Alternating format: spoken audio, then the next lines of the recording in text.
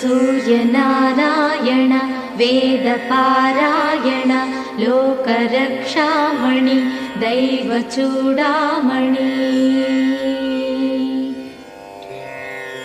पद्मिनी वल्लभ वल्लकी गानलोल त्रिमूर्तिस्वरूपा विरूपाक्षनेत्र महादिव्यगात्र अचिन्त्यावतारा निराकार दीनापराकय्य ओ अय्य बुद्धान्त निर्धूत तापत्रयाभील दावाग्निरुद्रा तनुद्भूत निस्तार गंभीर संभावितानेक कामाजनीकंबुलं दाटि ఏకాకినై చిక్కి ఏ దిక్కునుగానగాలేకయున్నాడ నీవాడనో తండ్రి।